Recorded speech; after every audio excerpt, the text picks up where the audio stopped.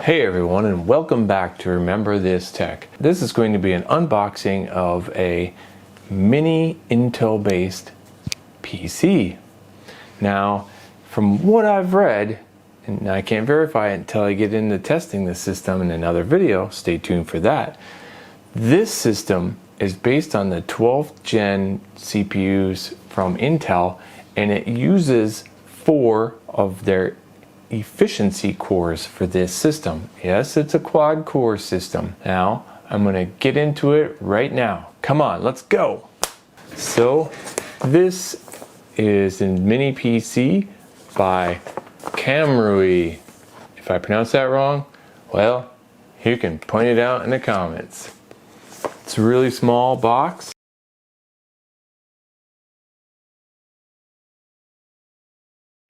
So, in opening the box, you'll see it's minimal padding here, very minimal. I mean, this small foam piece is all that separates this mini PC unit from the cardboard in the box and being smashed by a delivery driver. Before we get into this, let's see what else is in the box, shall we? And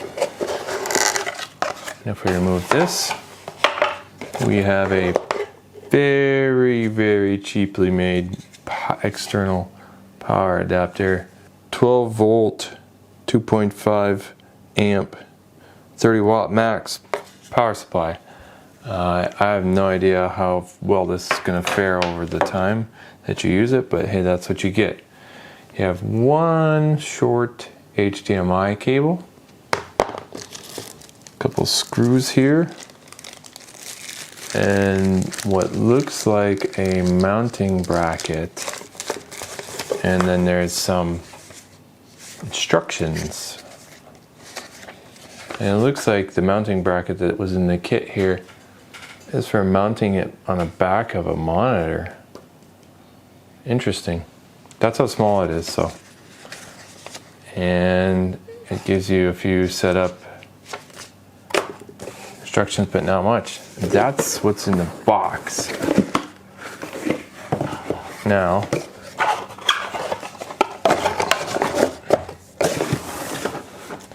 let's get into this mini PC. It's only put in this small bag, and it says Intel inside, and it gives you a warning right off the bat. It just says, if you can't log into your personal account, please turn off the Wi-Fi on this unit and select the LAN, then skip option, and then log into your personal account system. To give you a scale of this system, this is my hand here, totally dwarfs it, right? And I'll give you a little bit more scale here. Here's a Samsung phone here. And that's the S21. That's how big this system is. You got 2 USB 3.0 ports and regular USB here. If you turn it around, you got another USB port. There's your power adapter. Two HDMI out. Supposedly you can support dual 4K monitors. A gigabit network interface for a LAN. And this is your audio jack for a microphone or headphones. Or I think you could use that as audio out too.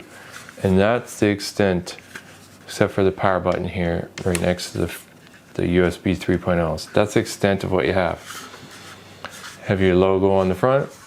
And if you look here, you have the LED kind of like lighting.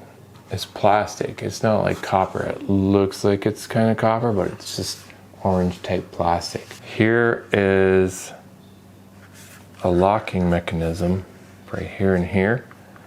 And I think if I do this, this back comes off like this very carefully. And then right here, see here is like a USB 3.0, I think. A USB-C rather. That's how this base connects to this. Now you might be wondering to yourself, what the heck is that? Why do they do that? Well, you see right here? This is part of the reason why I bought this little thing. This little mini Intel computer. If we come over here And we open this up.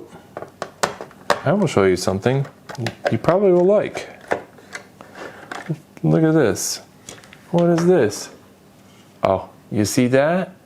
That's a SATA power and SATA adapter. You can put a SATA hard drive in here as an expansion hard drive. SATA hard drive right here like this. Now getting it out is going to be a pain in the butt, I'm pretty sure, but it goes right in there, snaps in place. And then once that's in, you take the base, connect it here, right? And then lock it into place so it doesn't move like that. And then you probably should have put this on first before you did that, but you just snap this back in place and screw it down, and you got yourself immediate expansion capabilities. Bam, bam. That's part of the reason why I got this thing, this mini computer. Plus I wanted to see how capable it was. It supposedly runs on, like I said, the efficiency cores from the 12th gen series Intel CPUs. But yeah, that's the system.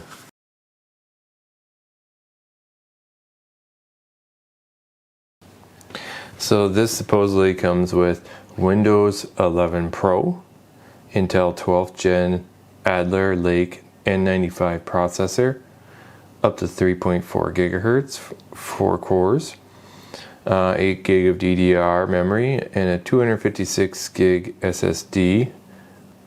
Has Wi-Fi. It can take a 2.5 inch SSD or hard drive up to 2 terabytes in this bay that I showed you in the back. You can replace the internal M2 SSD up to 2 terabytes if you want. It only has 256 right now, and it's supposed to be 30% better than that of the N5100 series Intel based mini PCs. It's supposed to use the Intel UHD graphics up to 4K Ultra HD. I don't think we're going to break any world speed records gaming on this, but I want to see what it's capable of regardless. The hard drive interface is only an ATA serial ATA 300. I only paid $150 on Amazon on sale for this, and now it's at $180 for this entry-level one. And this is the newer model.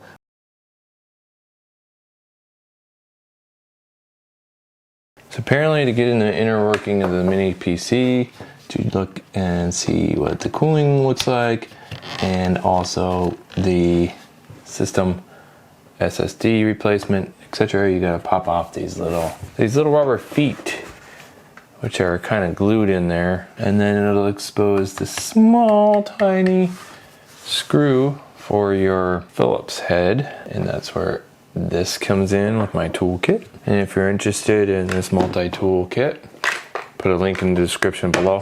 It's pretty much indispensable for anything you're working on, this small phones, tablets, PCs, anything. And then there's 4 screws, which should come out pretty easy. There's a ribbon cable connecting this part from top, from what I've seen, so be careful, don't just yank it straight apart. Be careful. Moment of reveal. And like I said, there's a small power cable here, and it connects to the top LED right here, so don't mess that up.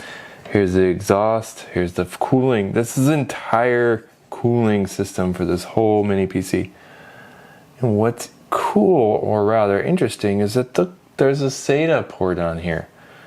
How would you utilize that? I suppose you could make a hole in the side here and put a SATA cable through. This is just plastic, so maybe you could do that. And here's your M2 to 2280 SATA NVMe drive, and it looks to be a full size. And what's an NTAC? I don't know, never heard of it before, but it's 256 gig. And you can take this out and you can put in a 2 terabyte M2 drive in there. What else can we see in here? I do not see the RAM slots. So it probably is on the back side of this board, and I don't really want to take this out, but supposedly you can upgrade that as well to 16 gig, and it's only 1 slot. So right now it's 8. So this is a very tiny heat sink solution. The TDP is supposed to be only 15 watts for this system, and honestly, I can only imagine that this thing could cool efficiently enough. But that's what we have here. We're going to test it with what it has, and that's how you upgrade it. So it's not without upgrade possibilities. There are. It's just that it's a compact system. You knew that going into it, but you can upgrade the storage to 2 terabytes for the NVMe, the M2 drive, and with this backplate you can put an additional SSD or another 2 terabytes of storage, making this a possible small mini storage server, or maybe even like a Plex server. So there you have it.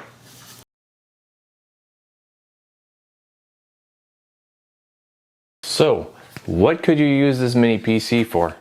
Well, you could probably use it as your daily driver, which you could use it for web surfing, basic word, processing, email, all that. Maybe some very light gaming. But I'm going to test that in the next video and see what it can and can't do. So stay tuned for that. You could also probably maybe make this into a mini Plex server for your home. And with the hardwired Ethernet and also the Wi-Fi, you got plenty of connectivity. And the expandable M2 drive up to 2 terabytes and the expandable SSD up to another 2 terabytes. You got yourself a decent little storage unit, which you could use for a mini backup server, storage, whatever. High-end gaming, not gonna happen. Might do some light gaming. We're gonna test that out in another video, so stay tuned. So if you haven't already, hit the subscribe button and give a thumbs up for this video if you like it. You don't want to miss this one, and it's going to be coming up soon. Thanks for watching. Remember this tech.